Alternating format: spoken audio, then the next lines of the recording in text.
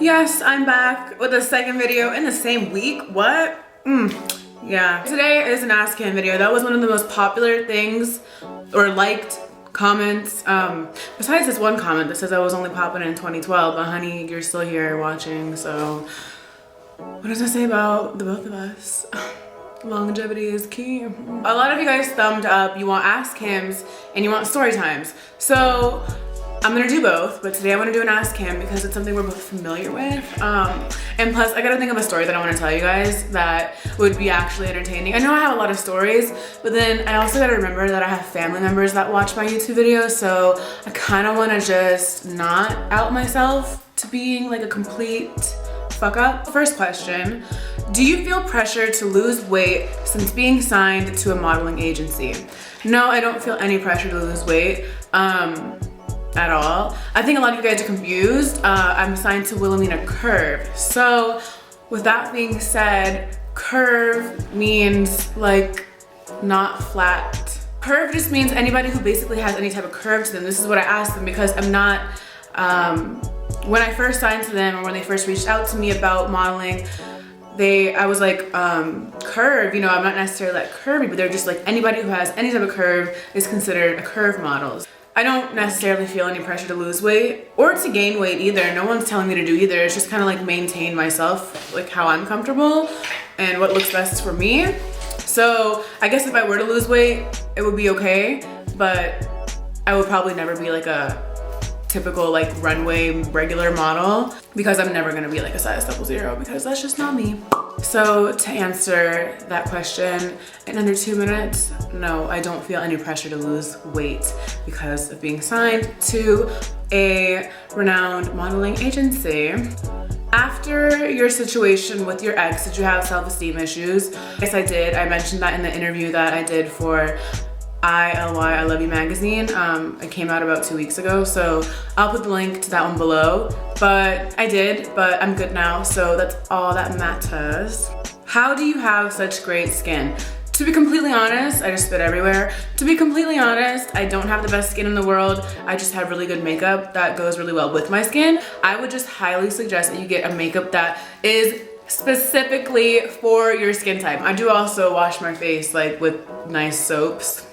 But black soap has been the best soap that I've ever used on my skin to clear it up and to not only clear it up, also brighten it. So it brightened my skin a lot. So black African soap, and it shouldn't be black. It should be like a brown color because if it's black, they told me that it has been processed and has chemically altered. So if you get the brown, black African soap, that's the one that I feel is the best for your skin. Next question. Who hit you with the remote, Kim? Just somebody was hitting me with a remote that didn't need to be hitting me with a remote. And I was feeling some type of way about it because he asked me for my ice cream after he hit me with the remote. And I feel like that was a little inappropriate after he just abused me with the remote. And I was feeling some type of way, but it's okay, we're all good now. I don't have any bruises, no scratches, no nothing, you know? Just a little emotional trauma. It was nothing serious either. I wasn't really like getting hit with a remote. How do I get back my magic and bad bitchness after a really hurtful breakup? I feel like he took so much and I want to be the crazy, happy, confident me that I always was. I fucking hate him. Okay, girl, we've all been there. I was there about a year ago. I fucking hated that bitch so much. Like, honestly, like I was so pissed and depressed that I let this little bitch make me feel like I was like worth nothing because, I mean, come on, like we all been there, been cheated on. I know there are some girls that are gonna be like, well, now my man, he's perfect. I'm happy for you, but it's not about you right now. It sucks, like it sucks when, you know, what you think you had isn't really what it is. It's totally okay to be bitter and to hate the person that did this to you and to like totally want to kill them, but you really have to focus on you. I was stuck in that whole like bitter hatred phase for a long time, but as soon as I like let it go and I was just like, I can't do anything about it, it happened. He did that, I did that, and we're not together, even though I wanted to be together at the time. It's okay because you just weren't meant to be together, and it's okay to not be meant to be with someone that you thought you were gonna be with. It's okay, it's like a learning process, and it builds character and it builds tough skin, okay? All I would say is focus on yourself. Do things that you used to do, that you loved to do before you got with this person, because I'm sure there are a lot of things that he wouldn't let you do, because guys seem to have this thing where they feel like they can tell you what to do and how to do it and when to do it, because it makes them feel like more of a man or some shit. But that's not how this bitch gets down. Do what you want to do with whoever you want to do it with, whenever you want to do it, and just have fun. Like, go out with your friends, like do things that used to make you feel really good that you haven't been able to do for a while. And you're gonna see that the more you just keep doing you, I keep saying doing, but that's really what it's about, because you gotta do shit to get over shit. Are you the only one out of all your siblings that can speak Swedish fluently?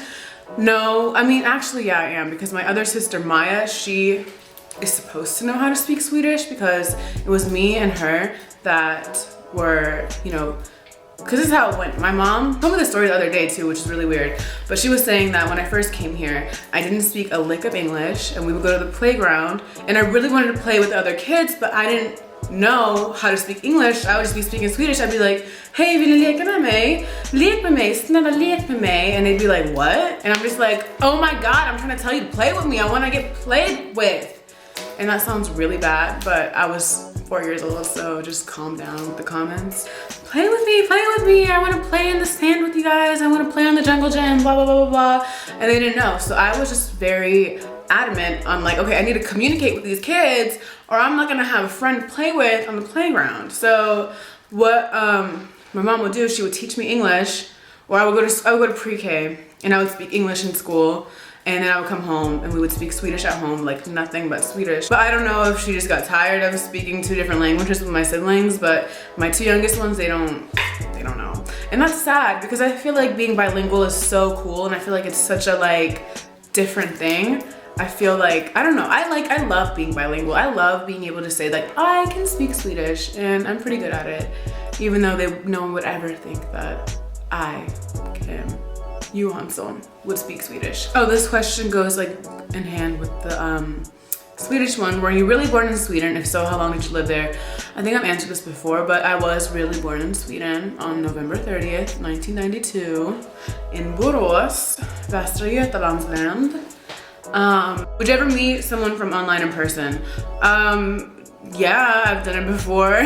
What? Have you ever lost a friend or friends when you were on the path to becoming a better you and doing things for yourself? Yeah, I have, and that's fine, because if people who are supposed to be my friends can't see that I'm bettering myself and doing things to better myself, and maybe like not hanging out with them as much because I'm working on myself, they don't need to be in my life, because they clearly don't support me becoming better. So it's completely normal to lose people along the way or on your path to success. This is so corny, but it's completely fine, and it's normal, because everyone who is in your life at a certain point isn't supposed to be there or meant to be there when you get to the point that you want to be at, if you get what I'm saying, you know? Why does every guy I talk to only want play, but when it's going good, seriously, with a guy, he turns bad? Because I feel like a lot of people, especially at this age, I'm gonna say from like 18 to 25, are commitment phobes, and I would say that I'm kind of like a commitment phobe, but you just kind of really have to like weed out the good from the bad.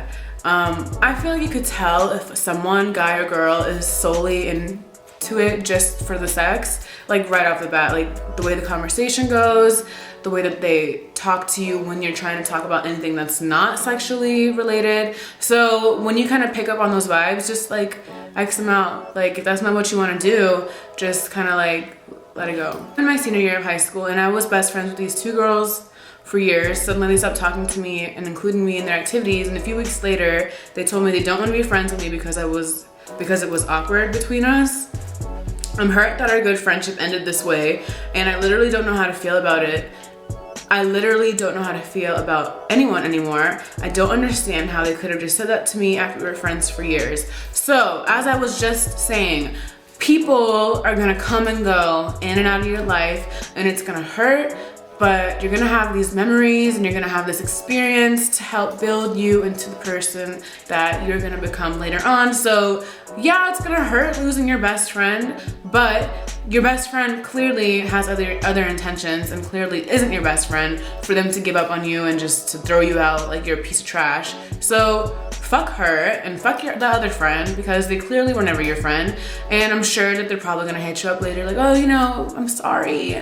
I didn't mean what I said, because it always happens. But don't even pay it any mind. Like, accept their apology, be the bigger person, but don't invest yourself into people twice. You know, I had to learn the hard way.